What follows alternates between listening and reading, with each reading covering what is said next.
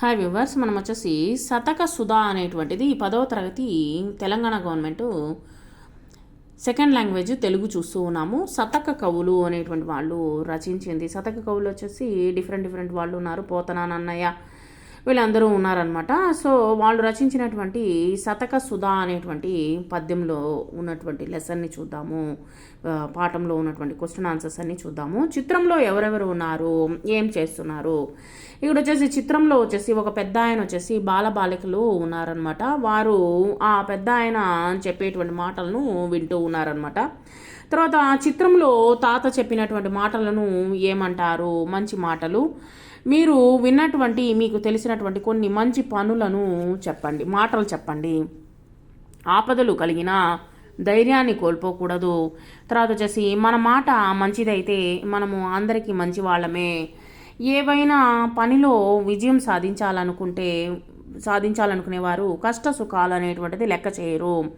అమ్మా నాన్నలు దైవంతో సమానము. వాడుకున్నటువంటి వస్తువులను వాటికి కేటాయించినటువంటి స్థలంలో పెట్టాలి. తర్వాత వచ్చేసి ఇంటికి వచ్చినటువంటి వారిని పలుకరించాలి. తర్వాత వచ్చేసి అమ్మా నాన్నలు తప్ప ఎవరిని తినుబండారాలు అడగకూడదు. మంచి పనులు చేసిన వారిని అభినందించడము వలన సమాజంలో వచ్చేసి మంచి పెంచినటువంటి వారము అవుతాము. తర్వాత ఇక్కడ వచ్చేసి ఆలోచించండి. పాము, తేలు, చెడ్డవాడు వీరిని గురించి కవి ఏమని చెప్పాడు?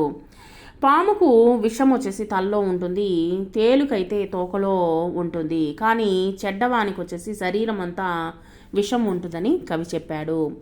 బంధువుల గురించి కవి చెప్పినటువంటి మాటలు ఏమిటి? చెరువు నిండా నీరు చేరగానే వేల కొలది కప్పలు వచ్చి చేరుతాయన్నమాట. అదేవిధంగా మనిషికి సంపద ఎక్కువగా ఉన్నప్పుడు మాత్రమే బంధువులు అనేటువంటి వాళ్ళు దగ్గరికి వచ్చి చేరుతారు. తర్వాత వచ్చేసి పిరికివాడిని గురించి కవి ఏం చెప్పాడు? మేడిపండు పైకి చూడడానికి వచ్చేసి మంచిగానే ఉంటుంది, కానీ దాన్ని చీల్చి చూసినప్పుడు లోపల పురుగులు ఉంటాయి. అట్లాగే పిరికివాని మనసులో వచ్చేసి భయం ఉన్న పైకి మాత్రము గంభీరంగా కనిపిస్తాడు. పిసినారికి తేనెటీగకు గల పోలిక ఏమిటి? ధనమును కూడబెట్టడమే ముఖ్యము కాదు, ధర్మం కూడా చేయాలి. కొంతమంది అలా ధర్మం చేయకుండా తాము తినకుండా వచ్చేసి కూడబెడతారు. తేనెటీగ తేనెను తాను తాగకుండా తొట్టెలో కూడబెట్టి తర్వాత వచ్చేసి చివరికి బాటసారు లేక పాలు చేస్తుంది కదా, ఆ విధంగా అనమాట. దీని అర్థం ఏంటంటే మనమైనా తినాలి, ఇతరులకైనా వచ్చేసి దానం చేయాలి అనేటువంటి అర్థం అనమాట. మూర్ఖుల మనసు రంజింప రాదు అంటే అర్థం ఏమిటి? ఇక్కడ వచ్చేసి ప్రయత్నం చేస్తే ఇసుక కూడా వచ్చేసి నూనె తీయవచ్చు. ఎండమావులో వచ్చేసి నీటిని సంపాదించి తాగవచ్చు. తిరిగి కుందేటి కొమ్మును కూడా సంపాదించవచ్చు, కానీ మూర్ఖుని యొక్క మనసును మటుకు సంతోషపెట్టడము మాత్రం సాధ్యం కాదు. తర్వాత వచ్చేసి దానగుణము కలిగినటువంటి వాని స్వభావము ఎట్లా ఉంటుంది? దానగుణం చేసేవాడు పరోపకారం చేయాలనుకుంటే ఒకవేళ తన దగ్గర లేకున్నా కానీ మరొక చోట నుండి తీసుకొని వచ్చైనా సరే దానం చేస్తాడు.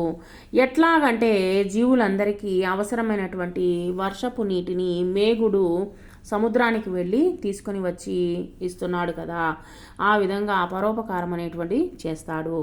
తల్లిదండ్రులకు ఎటువంటి కుమారుడు ఉండాలని కవి అన్నాడు?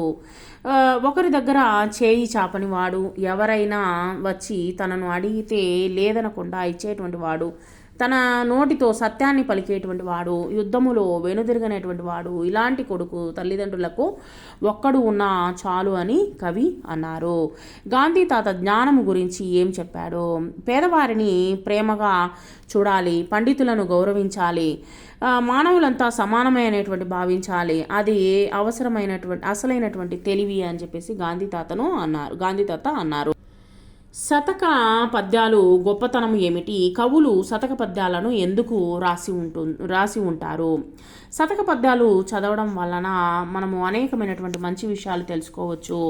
తర్వాత వచ్చేసి పిల్లలు, పెద్దలు, చదువురానటువంటి వారు, పండితులు అనేటువంటి తేడాలు లేకుండా వీటిని నేర్చుకోవచ్చు అనమాట. తర్వాత వచ్చేసి కవులు శతక పద్యాలను వ్రాయటం వలన అందరూ మంచి అనేటువంటి బాటలో నడుస్తారనేటువంటి కవుల యొక్క మంచి ఉద్దేశము. శతకము అంటే 100కు పైగా అని అర్థం అనమాట. తర్వాత క్రింది ప్రశ్నలకు 5 వాక్యాల్లో జవాబులు రాయండి. చెడ్డ మనిషికి శరీరము నిండా విషం ఉంటుంది అని కవి ఎందుకు చెప్పి ఉంటాడు? పాముకు విషము తలలో ఉంటుంది, తేలుకు తోకలో ఉంటుంది. చెడ్డ పనులు చేసేటువంటి వారికి మనిషిలో శరీరం అంతా విషం ఉంటుంది. కాబట్టి అన్నింటికన్నా చెడ్డ మనిషే చాలా అపాయకరం అనమాట. అందువల్ల కవి చెప్పి ఉండవచ్చు. దాత గొప్పతనం ఏమిటి? దాత దానం చేసేటువంటి వాడు. పరోపకారం చేయాలని అనుకుంటే ఒకవేళ తన దగ్గర లేకున్నా వేరొక చోటు నుంచి తీసుకొని వచ్చైనా సరే దానం చేస్తాడు. ఎట్లాగంటే జీవులందరికీ అవసరమైనటువంటి వర్షపు నీటిని మేఘం వచ్చేసి ఏం చేస్తుంది, సముద్రానికి వచ్చేసి వెళ్ళి తీసుకొని వచ్చి మనకేం చేస్తుంది, వర్షం రూపంలో ఇస్తుందన్నమాట. ఆ విధంగా చేస్తారనమాట. కప్పలకు బంధువులకు పోలిక చెప్పినటువంటి పద్యం ద్వారా మీరు గ్రహించినది ఏమిటి? మన దగ్గర బాగా ధనం చేసి ఉన్నప్పుడే, మన దగ్గర బాగా ధనం ఉన్నప్పుడే లేదా ఆస్తులు ఉన్నప్పుడే వచ్చేసి ఏమవుతుంది, బంధువులు వచ్చేసి మనల్ని చూడడానికి వస్తారు. తర్వాత వచ్చేసి అదే మన దగ్గర లేదా ఆస్తి లేకపోతే తిరిగి చూడరు. అదేవిధంగా చెరువు ఎండిపోతే కప్పలు చెరువుకి చేరవు. అదేవిధంగా చెరువులో ఎక్కువ నీరు ఉన్నప్పుడు కప్పలు ఎక్కువగా చేరుతాయి. కాబట్టి నీ దగ్గర డబ్బు బాగా ఉన్నప్పుడే బంధువులు అనేటువంటిది నిన్ను వెతుకుతూ ఉంటారు. కింది ప్రశ్నకు 10 వాక్యాల్లో జవాబులు రాయండి. ఇక్కడ వచ్చేసి ఈ శతక పద్యాల్లో మీకు తెలుసుకున్నటువంటి మంచి విషయాలు రాయండి. చెడ్డవానితో స్నేహం చేయకూడదు. తర్వాత వచ్చేసి మన దగ్గర ధనం ఉన్నప్పుడే బంధువులు అనేటువంటిది చేరుతారు. పిరికివానిగా ఉండకూడదు. తర్వాత వచ్చేసి ధర్మం చేయాలని మనిషి అన్న తర్వాత తోటి మనుషులకు సహాయం అనేటువంటిది చేయాలి. మానవత్వం అనేటువంటిది అలవాటు చేసుకోవాలి. ప్రతి ఒక్క మనిషి పిసినారిగా ఉండకూడదు. తర్వాత వచ్చేసి దాన గుణాన్ని వచ్చేసి అలవాటు చేసుకోవాలి. తర్వాత వచ్చేసి తల్లిదండ్రులను గౌరవించాలి. మంచి పేరును తెచ్చుకునేటువంటి కొడుకు మరియు తల్లిదండ్రులను పేరును కాపాడేటువంటి పిల్లలు కావాలి. అలాంటి కొడుకు అనేటువంటి వాడు ఒక్కడు ఉన్నా చాలన్నమాట.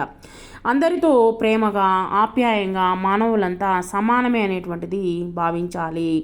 ఇవన్నీ వచ్చేసి ఈ యొక్క శతక పద్యాల్లో మనము నేర్చుకున్నటువంటి మంచి విషయాలు. తర్వాత క్రింది పేరాను చదవండి. మంచివారితో స్నేహము ఎన్నో లాభాలు కలిగిస్తాయి. మంచివారు సత్యాన్ని మాత్రమే పలుకుతారు. వారు అన్ని విషయాలు తెలుసుకుంటారు.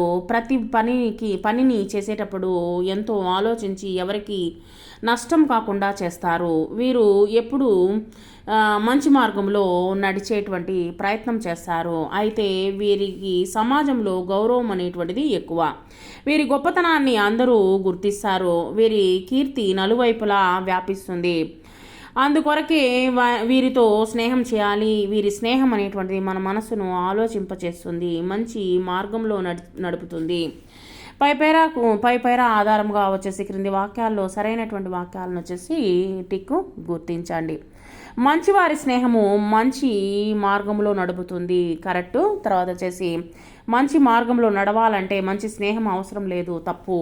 తర్వాత మంచివారు ఎవరికి నష్టం కలిగించరు, కరెక్టు. తర్వాత వచ్చేసి నష్టం కలిగించేవారు వచ్చేసి మంచివారు, తప్పు.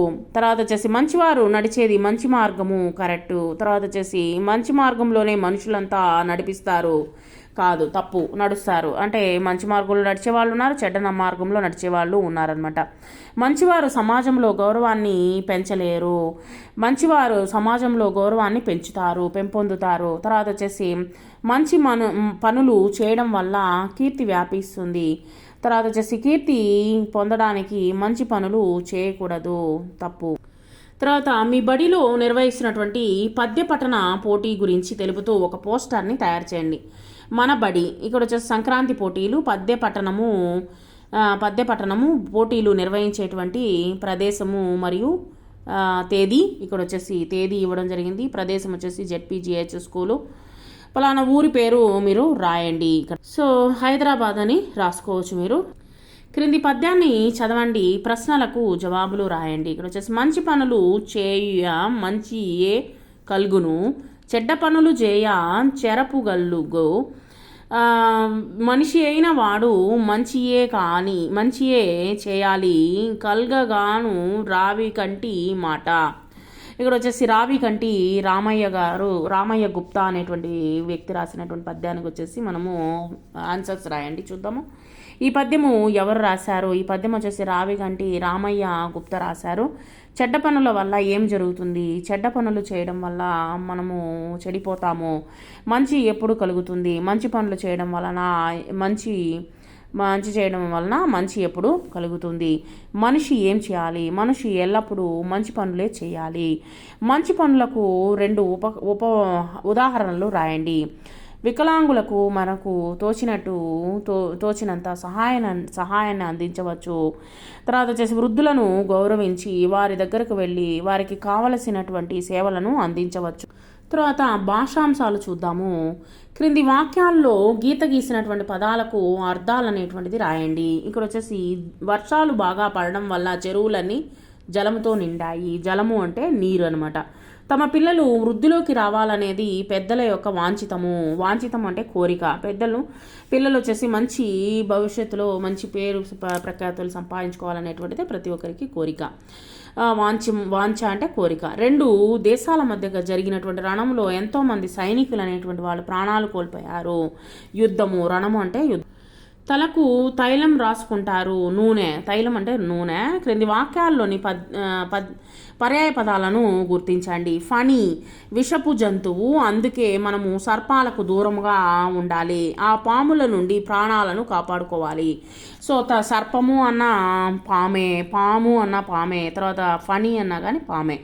తెలువరి దారిని చూపిస్తాడు, ఆ బాటసారి చూపినటువంటి మార్గంలోనే అందరము నడుస్తాము అని.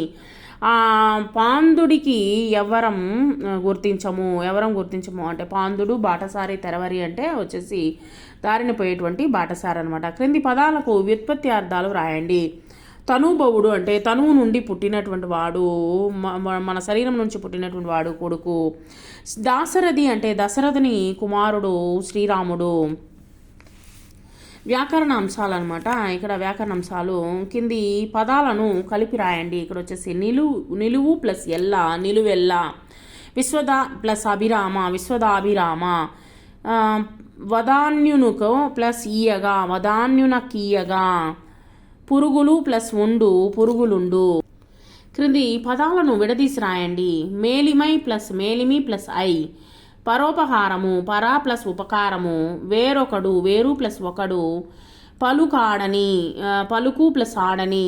క్రింది పదాలను చదవండి. ఇవి ఎందుకు ద్విగు సమాసాల్లో చెప్పండి. ఇక్కడ వచ్చేసి 10 తలలు అంటే ఏంటంటే సంఖ్యలను సూచించినది కాబట్టి ద్విగు సమాసము. 10 అను సంఖ్య గల తలలు. తర్వాత వచ్చేసి ఇక్కడ నెంబర్స్ కానీ ఇచ్చినట్లయితే, సంఖ్యలు కానీ ఇచ్చినట్లయితే వాటిని వచ్చేసి ద్విగు సమాసం అని మీరు గుర్తించాలి. 100 ఏళ్ళు, 100 అను సంఖ్య గల ఏళ్ళు, ఇది కూడా వచ్చేసి ద్విగు సమాసము. 6 రుచులు, 6 అను సంఖ్య గల రుచులు, సంఖ్యలు కానీ వచ్చినట్లయితే అది ద్విగు సమాసము. క్రింది వాక్యాల్లో ద్విగు సమాస పదాలను గుర్తించి రాయండి. ఇక్కడ చూడండి, 10,000 కప్పలు, 10 సంఖ్య గల 10,000 సంఖ్య గల కప్పలు. తర్వాత వచ్చేసి ఇది ద్విగు సమాసము. అతని కీర్తి 4 దిక్కులు వ్యాపించింది. అతని కీర్తి 4 దిక్కులు వ్యాపించింది. 4 అను సంఖ్య గల దిక్కులు ద్విగు సమాసము. తర్వాత వచ్చేసి వినడానికి 2 చెవులు ఉన్నాయి. 2 సంఖ్య గల చెవులు ద్విగు సమాసము.